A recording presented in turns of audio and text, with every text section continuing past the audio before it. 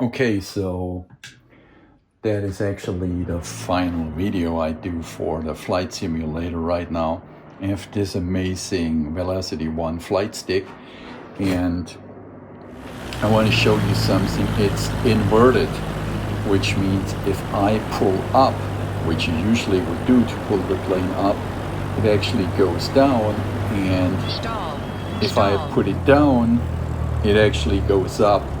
Now I want to say it worked with Flight Simulator 2020 right from the get-go, so they could have just copied the profile. Everything is inverted here, so actually when I'm throttling the engine, it's going down, and so like here, so I have to invert like everything with that flight stick. That is just such a shame how they could screw it up beside all the other problems. What I also want to point out, now you could argue, that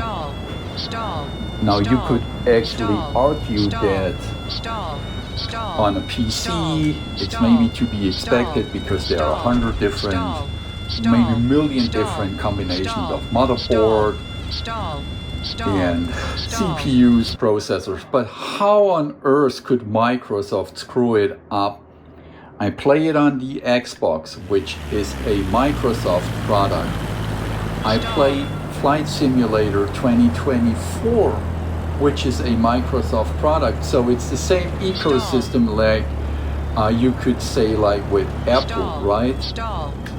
So how can they actually really screw it up? It's their complete ecosystem. There is no one else to blame.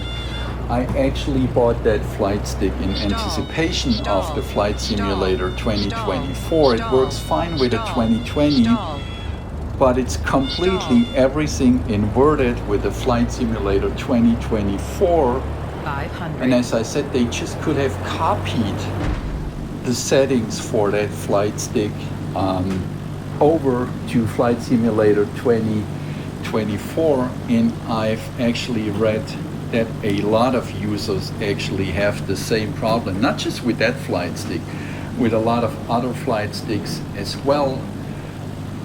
I have to say it's a total mess. I'm pretty sure Microsoft is going to fix this down the road, but here is my thought on that, on patches. I'm not talking updates, I'm talking on patches.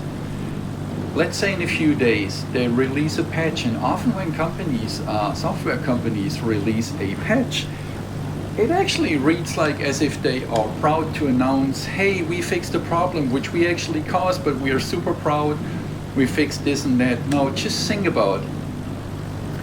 As I explained in another video, you would buy a car and then you couldn't drive it because it's raining and the windscreen wipers are not working. And then your car maker a month later would send you a letter and they would say, hey, proudly, we want to announce that your windscreen wiper after 1 month is working. And by the way, the left index light, we fixed it as well, and we are working on the fog lights, and in a further patch, maybe the fog lights are working. We would not accept that. Or let's say this would be a medical device which also would run on software. But with games or other software, it appears that they can do whatever they want. They roll out a faulty product and then they make it better over time, which of course that's fine, but that's also their duty, of course, to make it better. But you see, I have to play it right now with my controller because the controller is not inverted like the flight stick. So to be honest, it's a big failure. It even runs on their own Azure cloud, so you cannot even blame somebody else for the failure of these servers. And you see, I cannot even crank up my motor. It's so bad. What I'm trying to say, Microsoft really should either give all these early adopters, or actually us idiots who trusted in Microsoft, a reimbursement in the shop, giving us free airplanes or whatever. But this is a total failure. So I want to repeat, they own the cloud system, the Azure cloud where it runs on. They own the hardware. It's their own hardware. It's a closed ecosystem.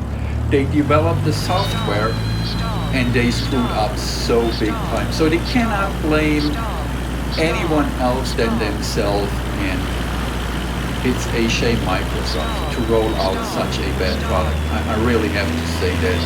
You need to fix that soon, and please just copy the profile for all these flight sticks over.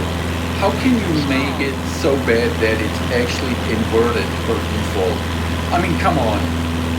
You surely had beta tests with flight sticks, and it's just a shame. And I'm closing with that. And I'm not touching the flight simulator for the next few weeks, because as I explained with the example, like if you would have a car where windscreen wipers would not work, it's just not a usable product right now, and it's just a joke. Oh, look at these ships down there. I mean, look at this one. Like this one. It's just a joke. It looks like in a Lego game. Pretty bad.